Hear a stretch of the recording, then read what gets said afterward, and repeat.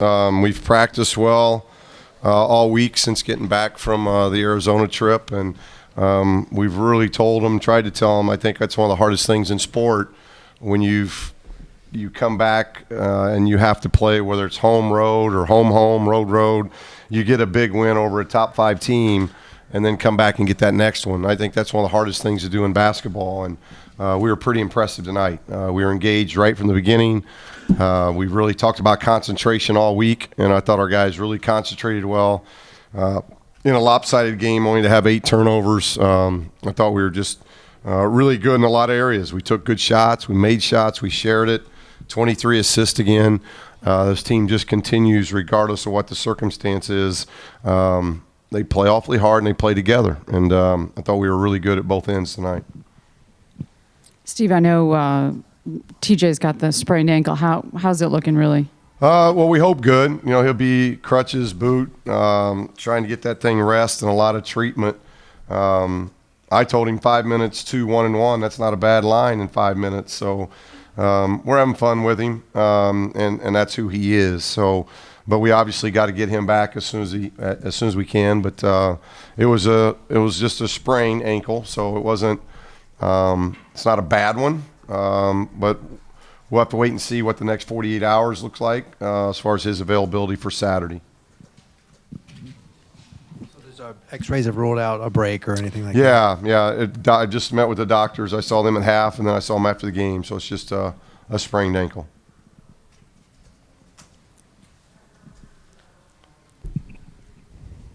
So Bryce is really feeling it tonight, huh? What's that? Bryce is really feeling it tonight. Well, you know, I think he came into the game, I think around 50% from 3 in Pac-12 play, and goes 8 for 14 tonight. I mean, he's really good with moving out the ball, and his teammates found him tonight, found him in transition, found him in half court. You know, and then you got to make them, and he did a really good job of knocking down shots. You know, we make 14 threes. You know, when our team does that, we're going to score a lot of points. What's going to feel like with him on senior night on Saturday? Well, obviously it's an emotional week. There's no question about that. But you know, I got where I'm always wearing 2 hats, but that one hat gets worn a lot when it's that coaching hat because he's one of 15 guys on this team. And from a coaching standpoint, I'm just proud of how he's handled everything. He's, in my opinion, he's been evaluated and critiqued probably as much as any player, at least in the Pac-12 over the last 4 years. And all he's done is prove himself time and time and time again. So from a coaching standpoint, extremely proud of that situation because it's a player that came in one way and is really leaving as an outstanding player. And so I appreciate his efforts, Isaac's efforts. Those two came in together, and they've just been tremendous for us over the 4 years. They've done everything we've asked them to do in the classroom, in the community, on the court, and those things make you awfully proud. And as a dad, I'm awfully proud of Bryce of who he's become as a man, dealing with things over the 4 years of staying true to who he is. He never wavered from a game like this or a game at Utah where he didn't make a shot, and everybody thought, you know, he should be back in 7th grade. Playing. He never wavered. He's just been a tremendous teammate, great person, and those things from a dad standpoint mean the most to me. Coach, you guys held Washington under 40% shooting, got 20 turnovers, which led to a lot of points. What did you think of the Well, we had a lot of deflections. I don't know how many we ended up with for the game. We had 15 at half, and 6 minutes into the second half, we had 7, so we were at 22. I don't know where the total was. But we've talked all along the whole year of our basketball IQ, and the guys are starting to figure that out defensively too. We've seen that over the course of the last 8 games, just a gradual confidence that's been building at the defensive end. All of a sudden now we're seeing guys anticipate plays defensively. We've always shared it. We've always made the extra pass the best play possible on offense. But defensively, we've kind of just been stuck to guarding our own guy. And now all of a sudden they're starting to figure things out and really anticipating well. And I thought tonight we really anticipated well. Whether we were in zone or man, we did a lot of good things of helping one another. When TJ went down, obviously that was a timeout when he headed to the locker room. What was the message to your players at that point? just GG getting. When that happens, it's next guy in, and we just challenged our bigs that, and we let the backboard get away from us a little bit. Obviously, TJ's a very good rebounder for us.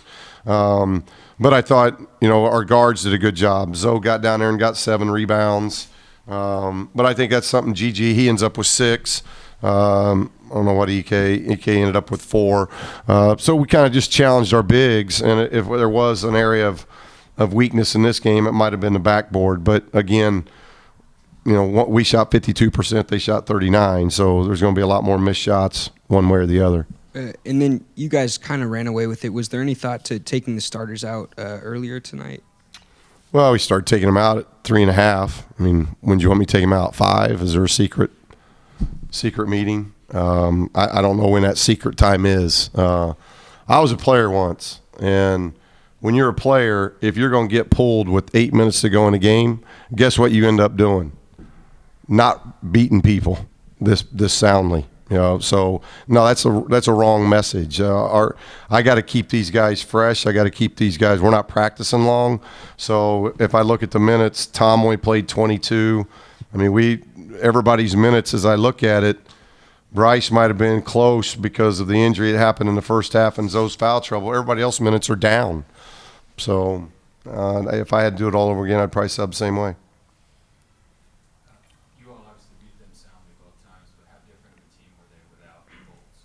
Well, I think they're playing hard, and that's a credit to Lorenzo and his staff. Obviously you lose a player like that. That's a lot of points that he gets and a lot of points that he distributes to. So both games were very similar from our standpoint, one with him, one without him. But you got to take your hat off to Lorenzo of getting these guys to play that hard when you've had obviously a tough conference season and your best player's out. And we've seen that on tape. They played really hard up in Pullman a few nights back, so they've got our attention coming into this, and they got our players' attention because I think you saw how hard our players played. So when you're missing a player like that, about all you can do is to try to get your guys playing hard, and I thought they did. Coach, a few of the Lakers were in attendance tonight. Is that something your team notices, and do you think it affects their play at all?